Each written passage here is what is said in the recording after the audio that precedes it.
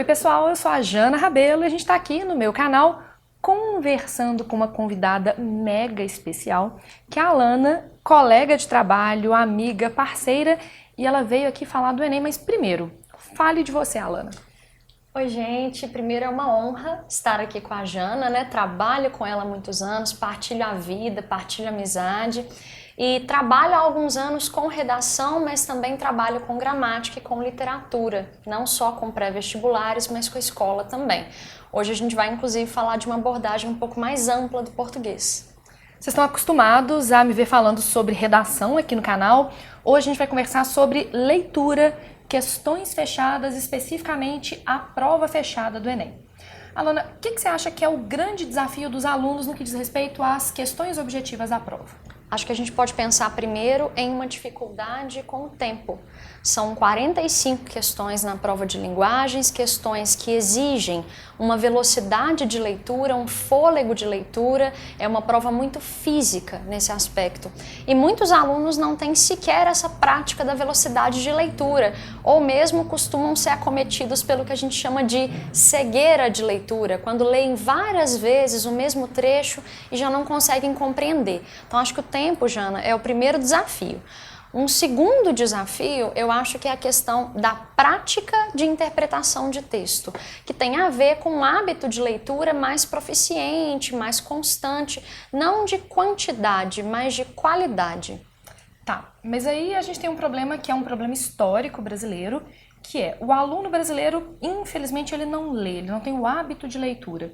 E eu sei que nesse um ano de preparação até o Enem, não dá para você, de repente, fazer brotar um hábito de leitura. Isso. Como é que você sugeriria que o aluno se preparasse para ler textos na prova fechada, na prova objetiva do Enem?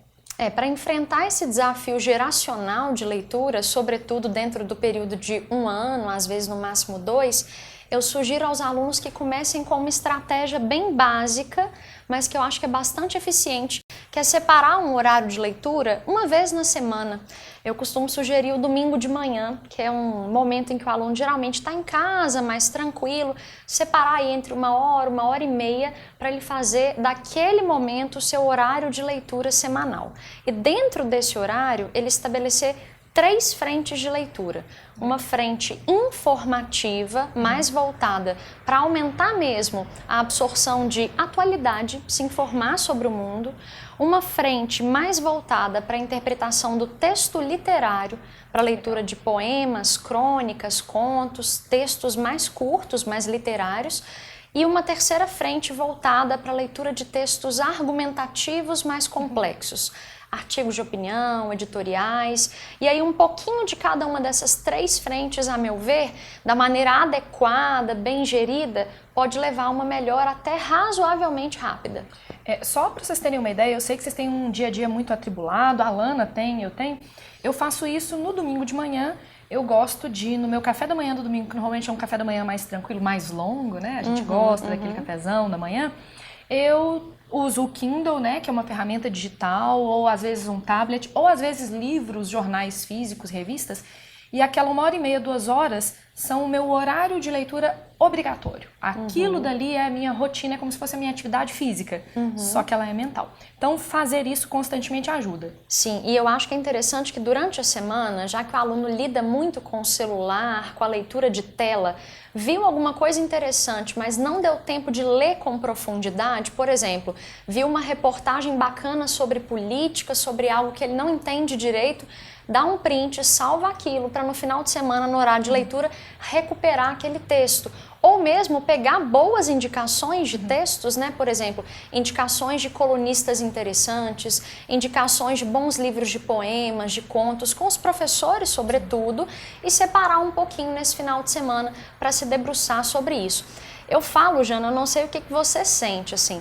Eu acho que a leitura no papel, ela faz muita diferença para quem precisa desmembrar o texto, para quem precisa estudar o texto. É muito mais eficiente do que na tela. Então eu falo com os meninos que geralmente é interessante, se ele tiver essa possibilidade, de imprimir o texto, pegar um lápis, pegar uma marca-texto e estudar esse texto. Né? Sobre essa questão do estudo, até fazer uma mini propagandinha, aqui no canal a gente tem uma série de vídeos em que eu pego redações nota 1000 e desmembro, assim, estratégia de introdução, de desenvolvimento, de conclusão. Às vezes eu acho que vale a pena pegar um artigo de opinião, um editorial e fazer o mesmo. Sim. Sabe o que eu tenho percebido? Muitos alunos que vão mal na prova de linguagens, eles têm deficiência em uma habilidade em especial, que é de hierarquizar informações. Separar a informação principal, que num texto argumentativo a gente vai chamar de tese, né? Mas pode ser também num texto literário, depreender o tema daquele texto, das informações secundárias. E isso acontece muito na questão fechada de linguagens, né? Às vezes eu tenho dois distratores, duas alternativas muito próximas, o aluno sempre reclama, eu sempre marco a errada e a certa eu não marco. E geralmente o que diferencia uma de outra é justamente essa percepção de que uma é o ponto central do texto, a outra é um artifício, uma ferramenta para chegar nesse ponto principal. Então é preciso praticar e esse estudar no papel é fantástico para ajudar nessa percepção. Então tá, a gente está falando sobre questão fechada. Qual que você acha que deveria ser a periodicidade para os alunos fazerem questões fechadas? De quanto em quanto tempo sentar e fazer questão da prova de linguagens? Sim, eu acho que pelo menos uma vez na semana, né? Se o aluno já tem um estudo guiado, por exemplo, num pré-vestibular, na sala de aula com o professor, provavelmente ele já tem que resolver exercício semanalmente.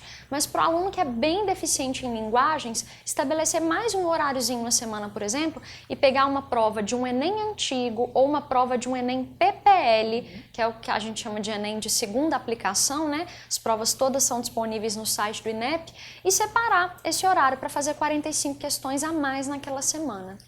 Uma vez a gente conversando sobre isso, a gente estava conversando sobre provas que são semelhantes ao Enem. Porque o que acontece? Às vezes os alunos fazem tantas vezes as mesmas questões que eles decoram, né? Sim, é comum que o aluno bata o olho no texto básico e fale assim, a resposta é tal. Tem provas que você sugeriria? Porque eu gosto, por exemplo, muito da prova da UERJ.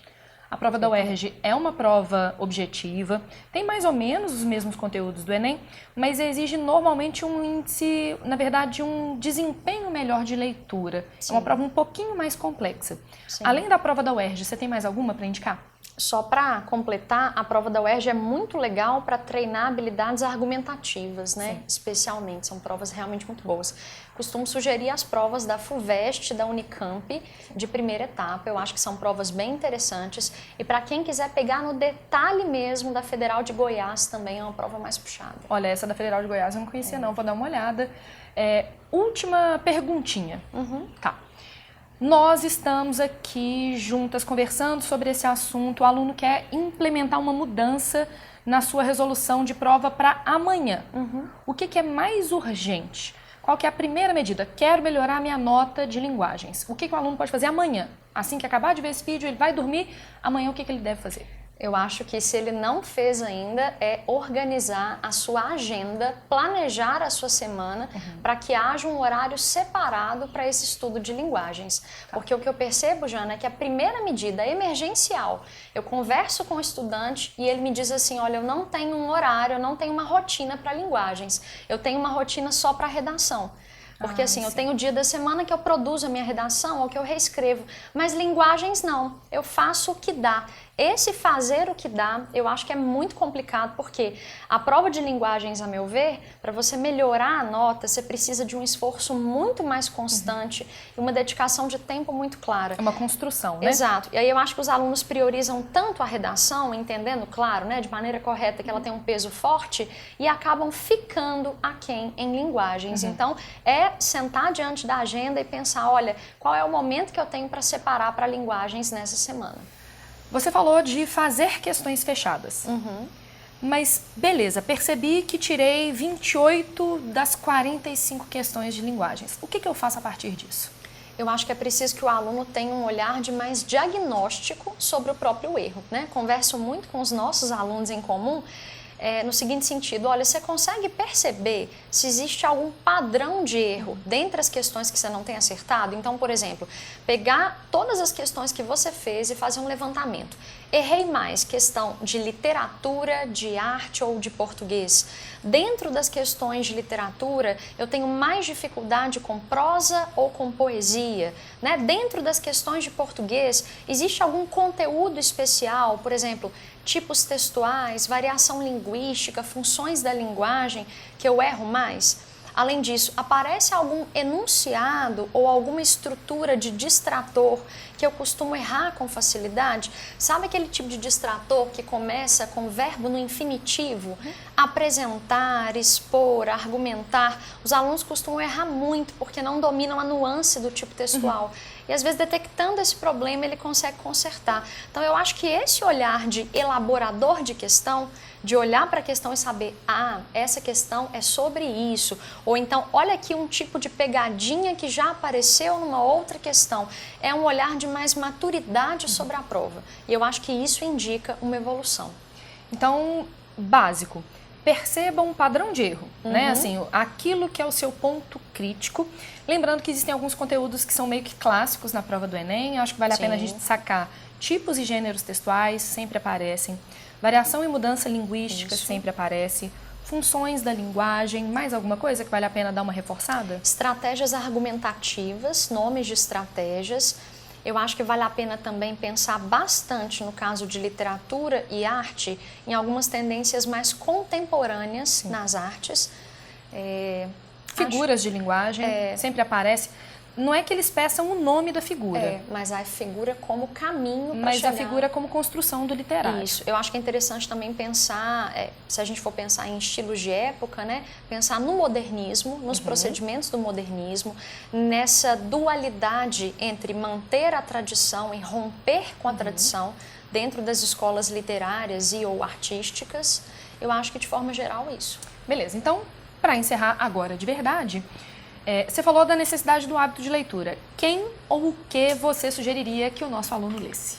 Sim, eu acho que para a gente começar pensando em leitura informativa, é interessante ter variedade, né? Sobretudo, para que você possa ter acesso a diferentes pontos de vista. Eu costumo recomendar previamente a Folha de São Paulo, porque como é o maior jornal do Brasil, a gente tem muito desmembramento ideológico dentro da própria Folha. Então, só de colunistas, a Folha tem mais de 100. Se o aluno consegue ter acesso, mesmo que a folha digital, eu acho excelente. Sim. Além da folha, eu costumo recomendar também o Le Monde Brasil, que eu acho que é um veículo com textos bem densos, textos bem interessantes. Sofisticados, né? O El País Brasil, tem algum que você recomenda? Algum veículo? Eu gosto muito da BBC Brasil, né? Você estava falando do Le Monde, do El País. É muito interessante, às vezes, ver como é que uma mesma realidade tratada pela mídia brasileira e pela mídia internacional muda, né? Então eu citaria, além do Le Monde e do El País, eu citaria a BBC Brasil e o DW, que é a Deutsche Welle, que é o maior jornal alemão fora da Alemanha. Então é interessante, às vezes, você pegar um mesmo acontecimento e fazer uma análise porque o Enem às vezes pede essa análise comparativa. Sim, sim. Bom, em relação a colunistas, eu acho que a gente partilha de um mesmo gosto. Eu gosto muito da Eliane Brum, que escreve para o El País Brasil quinzenalmente. São textos mais longos, acho que se o aluno for imprimir vão dar aí umas 5, 6 páginas mais ou menos, mas são textos excelentes para você analisar procedimentos argumentativos, a construção da tese, operadores linguísticos, né? A crítica, claro, excepcional. Mesmo a questão do vocabulário, pensando na redação, a Eliane Brum tem um vocabulário que é sofisticado, mas ele não é complicado. Isso, exatamente. Então é interessante, às vezes, eu não estou falando para você copiar argumentos da Eliane Brum, não, mas absorver essa clareza com densidade. Isso. Um outro que eu recomendo, assim, veementemente é o Antônio Prata, cronista que escreve para a Folha de São Paulo. O Antônio Prata já dialoga mais com a literatura, né? Um pezinho no jornalismo, um pezinho na literatura, mas são textos de altíssima qualidade. E alguma sugestão de ou vídeo ou podcast, alguma coisa mais no audiovisual para a gente sair só da leitura mais concreta? No audiovisual, acho difícil. Eu não conheço muita coisa interessante nesse aspecto, não. Especialmente para essa faixa etária. Mas eu recomendaria, sou um pouco mais tradicional nesse aspecto, que o aluno investisse em leitura de livros de poesia. Pelo que eu tenho percebido, assim, os alunos são muito digitais, né? Essa geração é muito antenada com podcast, com vídeo, mas eles têm muita dificuldade com livros de poemas. Então, eu costumo sempre recomendar um livro bem plural, que é os 100 melhores poemas brasileiros do século, organizado pelo Ítalo Morricone, né? Que é o doutor em letras paulista. Eu costumo recomendar também que o aluno pegue alguma coletânea de Carlos Drummond de Andrade. Que aparece muito, né? Como autor na prova. Que aparece muito, de Paulo Leminski, que tem procedimentos também um pouco mais contemporâneos, que o aluno costuma ter um pouco mais de dificuldade. Tem o José Paulo Paes, que às vezes aparece na prova e os alunos têm dificuldade para entender, né, os mecanismos. Isso. Livro de contos do Machado de Assis, porque querendo ou não, Machado ainda é uma coisa que cai muito, né, uma literatura brasileira mais clássica nesse ponto. Eu acho que por aí. Eu acho que é interessante o aluno investir no tradicional, que geralmente eles têm uma formação mais defasada na escola. Beleza. Gente, eu não tenho nem como dizer como foi um prazer ter a Alana aqui. A Alana é brilhante em tudo que faz, é uma companheira, assim, de vida e de trabalho. E eu queria que você deixasse uma última mensagem, desse um tchau pro pessoal.